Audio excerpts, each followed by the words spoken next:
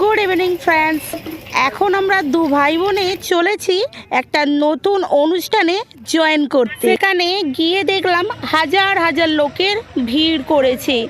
আসলে এখানে কি হচ্ছে সেটা কিন্তু আমরা দুজনের কেউই জানি না। ওখানকার লোকেদের মুখে শুনলাম যে এক গুরুদেবের 100 বছরের জন্মদিবস পালন করা হচ্ছে, সেই হিসাবে এত বড় অনুষ্ঠান। রাস্তার মধ্যে প্রচণ্ড ভিড় এবং অনেক দূর থেকে দেখা যাচ্ছে প্যান্ডেলের মধ্যে আলোর কায়দা। সেই দেখে আমরা দুজন ছুটে গেলাম ওই প্যান্ডেলের মধ্যে।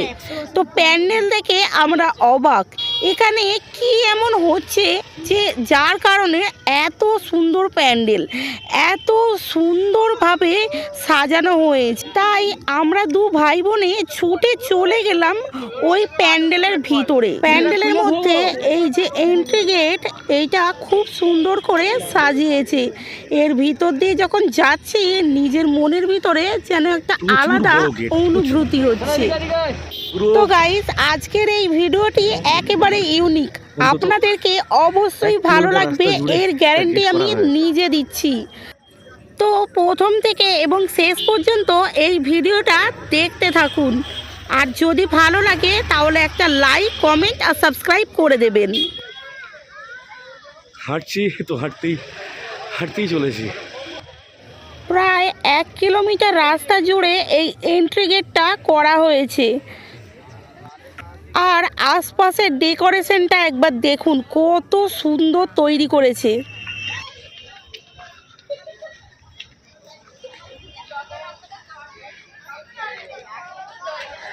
কত সুন্দর ডেকোরেশন দেখুন।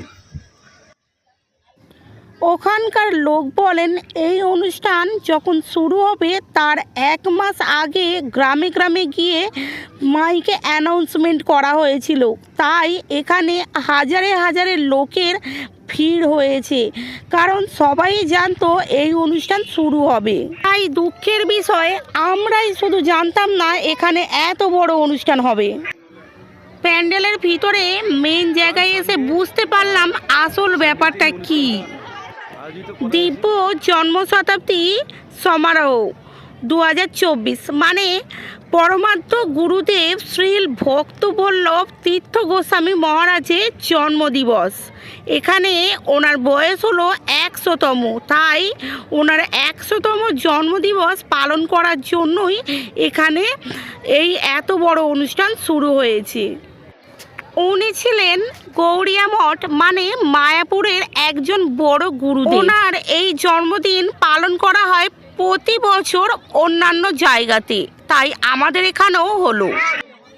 যেহেতু উনি গৌড়িয়া মঠের বাবাজি, তাই এখানকার ভক্তবৃন্দদের জন্য ভোগের ব্যবস্থা করেছিলেন। এখানে ভক্তবৃন্দদের জন্য খিচুড়ি ভোগের ব্যবস্থা করা হয়েছে এবং এখানে রান্নাও চলছে।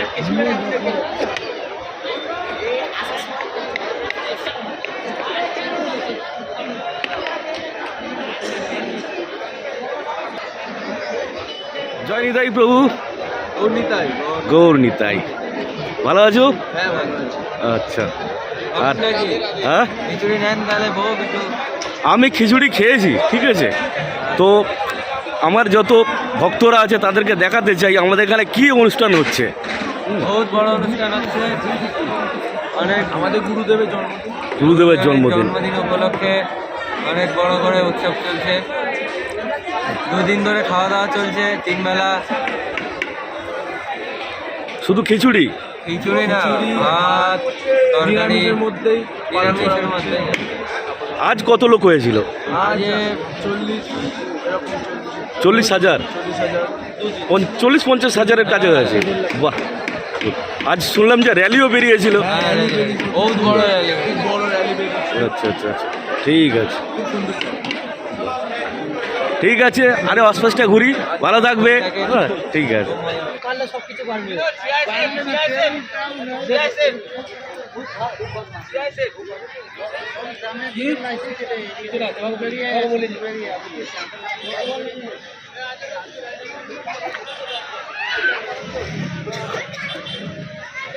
কাল 9টা থেকে অনুষ্ঠান শুরু হবে, আবার দুদিন অনুষ্ঠান ছিল।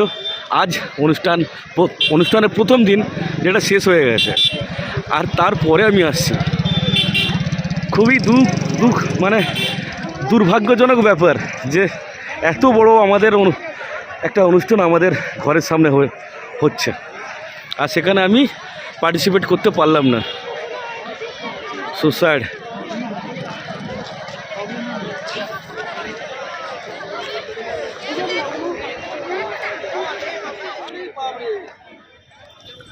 জানি এত তাই প্রভু, বড় অনুষ্ঠান, জানি তাই। এত ভক্তবৃন্দ, এত হরিনাম, এত খাবার দাবার ব্যবস্থা, এই সব দেখে আমরা দু ভাই বোনে বলে উঠলাম আমরা কাল সকালে সকলকে নিয়ে চলে আসব এই অনুষ্ঠান দেখতে। এই অনুষ্ঠান খুবই মনোরম। মানে 2 মিনিট বসতে যায় না টোটোর মধ্যে, সময় একদম করতেই থাকবে। তো আমরা সকালই চলে এলাম এই অনুষ্ঠানে জয়েন করতে। সঙ্গে কোয়েল, মা, স্নেহা আর আমি, এই 4 জনে চলে এসেছি। এখানে ঢোকবার সময় কোয়েল একটা হাওয়াই মিঠাই দেখে খুবই বায়না করতে লাগলো, তাই ওকে যতক্ষণ না কিনে দিয়েছি ততক্ষণ ও কান্নাকাটি করলো। এখানে কি বড় লোক কি গরিব লোক এই সব কোনো ম্যাটার করে না, এখানে যত লোক এসেছেন সব কিন্তু ভক্তবৃন্দ। বহু দূর দেশ থেকে অনেক বড় বড় গাড়ি নিয়ে ছুটে চলে এসেছেন এই অনুষ্ঠান দেখতে। প্রায় 2 দিন ধরে এই অনুষ্ঠান চলছে, এখনো শুনছি নাকি আরো 2 দিন এই অনুষ্ঠান চলবে।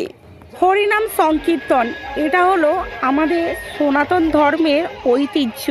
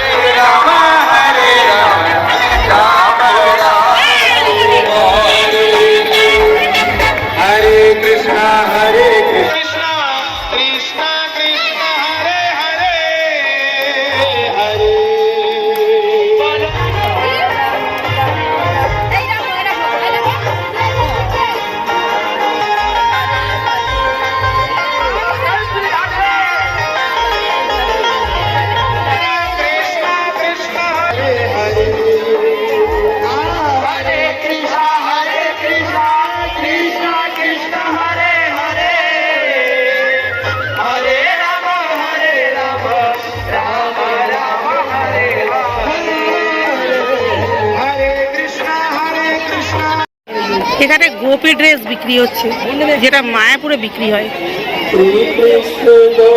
কি রেট আছে দাদা এগুলো? আর বাকিগুলো?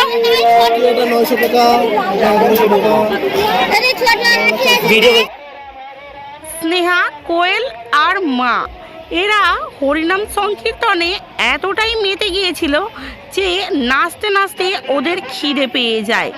তাই ভক্তবৃন্দদের জন্য যে খাবারের আয়োজন করেছিল সেখানে নিয়ে চলে এলাম খেতে। তুমি খাচ্ছ? ওখানে 2টো লাইন ছিল, একটা প্লেটের লাইন আর একটা খাবারের লাইন। প্লেটের লাইনটা প্রচণ্ড ভিড় ছিল, তাই আমরা একটা প্লেট নিয়ে এসে 4 জনে ওই একটা প্লেটের মধ্যেই খেয়ে নিলাম, কারণ খিদে সবাইকে পেয়েছে। একবার ভাত শেষ হয়ে গেলে আবার চলে যাই ভাত নিয়ে আসতে। এই ভোগ খেয়ে আমরা সকলেই খুব আনন্দ পেয়েছি এবং তৃপ্তি পেয়েছি।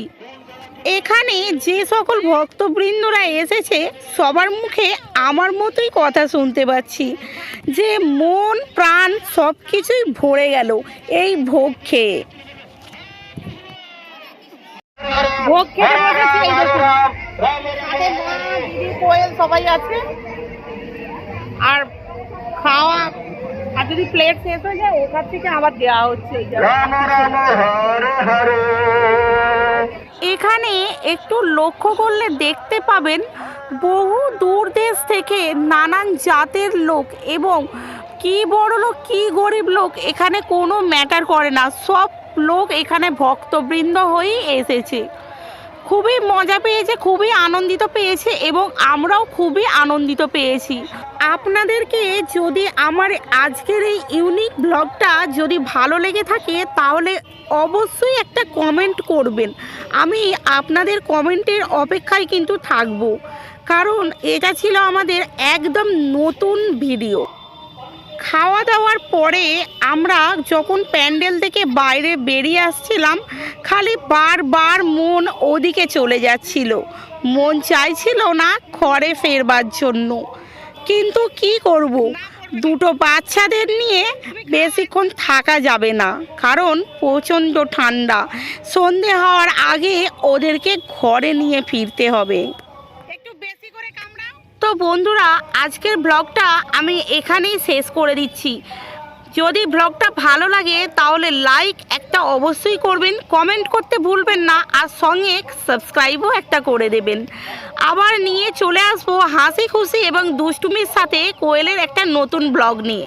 ততক্ষণ পর্যন্ত আপনারা সুস্থ থাকুন এবং ভালো থাকুন। দেখা হবে নেক্সট ভিডিও নিয়ে।